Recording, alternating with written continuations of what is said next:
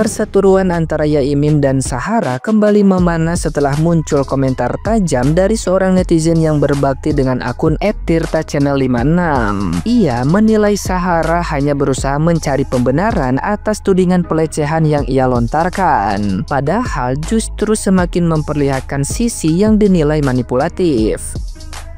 Menurut netizen yang budiman ini, klarifikasi Shahara yang berulang kali dilakukan di berbagai tempat membuat publik semakin ragu terhadap kejujurannya. Ia bahkan menuduh Shahara sebagai sosok yang pandai bersandiwara, memanfaatkan simpati publik demi menutupi kesalahan dalam penggunaan fasilitas umum sebagai lahan parkir bisnisnya. Lebih jauh, netizen yang budiman tersebut menyebut bahwa Shahara diduga kerap merayu banyak pihak untuk melancarkan tujuannya. Bahkan menduga sang suami hanya pasrah atau berada di bawah pengaruhnya. Dengan pengalamannya di dunia hiburan, ia mengklaim mampu mengenali karakter seseorang dan menilai Shahara sebagai pemain ulung yang lihai memanipulasi situasi. Klarifikasi Shahara dianggap hanya memperkeruh keadaan dan memicu pertengkaran baru di lingkungan sekitar, terutama di antara para istri yang mulai mencurigai perilaku suami mereka. Ia menegaskan semakin Shahara berbicara, semakin tampak kebohongan yang berusaha ia sembunyikan. Ini perempuan berusaha klarifikasi ke sana kemari, melakukan pembenaran bahwa dia dicabuli, dilecehkan, dilakukan perbuatan tidak baik sama si aki-aki. Kalau saya nontonnya ketawa aja sih, ya. Karena kalau benar ya, Anda dilecehkan, dicabuli, dilakukan perbuatan tidak baik oleh si aki ini, kayaknya udah dari awal deh Anda akan bicara. Di saat Anda pertama kali upload, ya, Anda kan sering banget upload kan, masalah lahan parkir, fasilitas umum. Ini kan mereka udah bicara nih, katanya itu fasilitas umum, nanya ke BPN atau apa gitu. Udah tau fasilitas umum tapi dipakai buat lahan parkir bisnis, bener nggak itu gitu? Seandainya ini bukan tanah wakaf ya, kayaknya itu kan ada fasilitas umum dan tanahnya si Aki kan, gitu. Jadi apa ya? Anda itu udah membuka borok sendiri sebenarnya. Udah tahu fasilitas umum, tapi Anda lakukan perbuatan yang melanggar, di mana Anda melakukan parkir mobil-mobil rental Anda di tempat itu udah nggak benar gitu loh. Seandainya itu ya benar fasilitas umum, memang ada katanya kan tuh ada sebagian fasilitas umum dan sebagian lahannya si Aki, itu aja udah nggak benar gitu.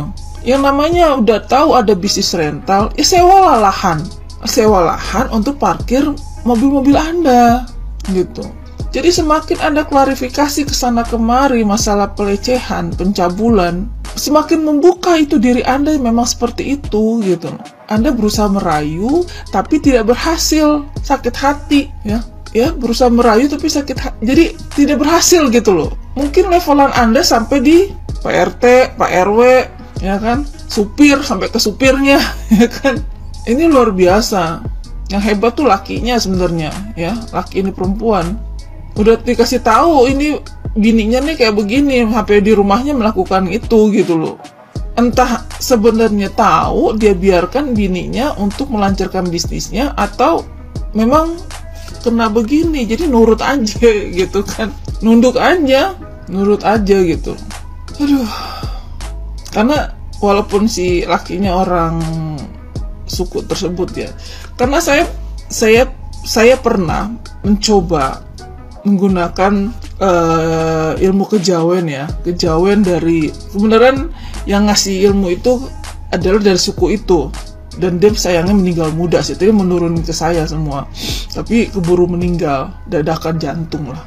Itu ngasih satu ilmu ke saya juga, itu sampai orang itu nunduk sama saya gitu loh. Saya minta apa aja dikasih, benar. Waktu saya umur 20 lah, ya kan. Saya coba lakukan itu waktu saya awal-awal kuliah lah ya kan. Saya coba praktekin satu ilmu itu. Kebetulan orang di suku yang sama nih, suaminya si laki ini, si perempuan ini sama, tapi sayangnya meninggal muda ya. Kalau enggak mas saya udah banyak dapat ilmunya dari almarhum kayaknya. Itu aja baru sedikit loh saya dikasih ilmunya. Itu orang udah nunduk, saya pakai tuh, ya kan? Apa aja saya minta dikasih, gitu. Saya yakin nih lakinya kena begitu kayaknya, jadi nurut iya aja gitu ya. Pakai ilmu itu ada gitu. Karena gini, kenapa saya bilang player nih perempuan? Mungkin kita semua ya orang-orang dewasa yang mungkin yang kita perjalanan hidupnya udah makan asam garam lah gitu. Udah banyak hal yang terjadi sama kita gitu, dari hal yang baik sampai tidak baik, dan tahu mana orang yang tidak baik, mana yang baik gitu loh, mana yang lugu, mana yang enggak, kita tahu gitu. Saya ini tahu banget. Jadi mungkin karena apalagi dunia saya dunia entertainment itu. Jadi saya begitu ketemu orang laki perempuan yang tanda kutip ya, saya sama suami saya langsung tahu mana perempuan yang bisa dipakai, mana enggak, mana laki juga yang sampai laki yang miring juga saya tahu gitu loh sama laki saya, yang laki doyan sesama, perempuan doyan sesama, atau dia pemain ya, player, kita tahu banget. Begitu hari pertama ketemu kita tahu banget. Walaupun dia kelihatannya alim ya, alim banget, kayak sopan banget, terus ketutup gitu pakaiannya ya kan. Saya langsung tahu. Saya suka WA suami saya, "Pak, player." Ya, nggak lama kebuka curhat sama suami saya gitu, curhat dia seperti apa gitu, dia masuk dunia entertain tuh sebenarnya untuk apa gitu, jadi curhat gitu. Kalau sama saya kan mereka malu karena mungkin sama-sama perempuan kan. Nah, kalau sama suami saya terbuka karena suami saya biasa megang orang manajemen ya, agensi dari muda tuh suka jadi agensi gitu, jadi pernah kerja sama manajemen besar, jadi tahu lah gitu. Ya, suami saya juga udah tahu mah gitu. Ya udah tunggu dia terbuka, benar terbuka gitu. Jadi kita tuh karena berkecimpung di dunia entertain itu tahu mana player mana bukan gitu. Jadi ini perempuan player banget, player banget. Jadi kasihan nih banyak rumah tangga yang rusak.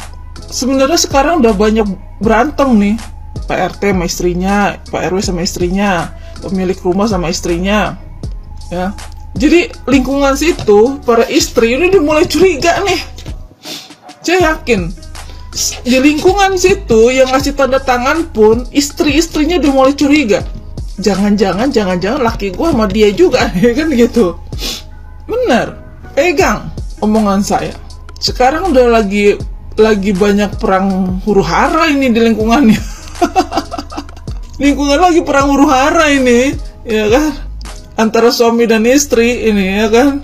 Aduh, ya Allah. Saya rasa KDM juga tahu kali ya. Makanya dia kalem-kalem aja, cuma senyum-senyum dalam hati. Dia tahu juga lah mana perempuan yang gimana gitu. Aduh, dunia persilatan.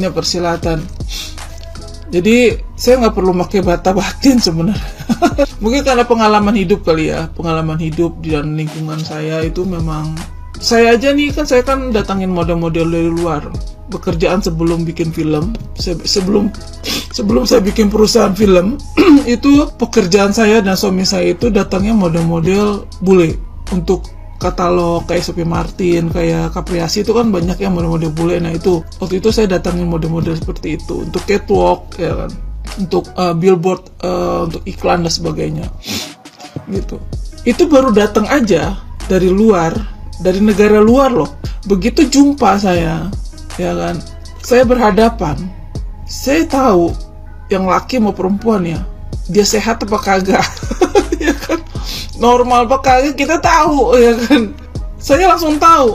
Saya suka WA sama laki saya, atau kalau dia kadang nggak bisa bahasa Indonesia ya, nggak ngerti, enak gitu langsung ngomong sama suami saya berdua, kagak normal. Ya kan gitu. Nah, itu aja kita tahu. Akhirnya benar kebuka, benar dia yang kagak doyan perempuan ya kan. Terus bisa begini, bisa begitu ya kan, itu yang perempuan kayak gitulah gitu. Jadi kita tahu lah mana yang player mana bukan. Jadi Mbak, ya kan, semakin Anda klarifikasi kemana-kemana, semakin membuka borok Anda, semakin orang-orang banyak yang ketawa. Aduh, kasihan di perempuan gitu kan. Yang bukan kasihan perempuan, kasihan lakinya. Gitu. Aduh ya Allah ya Robi. Udahlah, jangan klarifikasi ke sana kemari. Semakin Anda membuka bobrok Anda, ya. Nah, gimana nih menurut netizen yang terhormat? Silahkan berkomentar ya.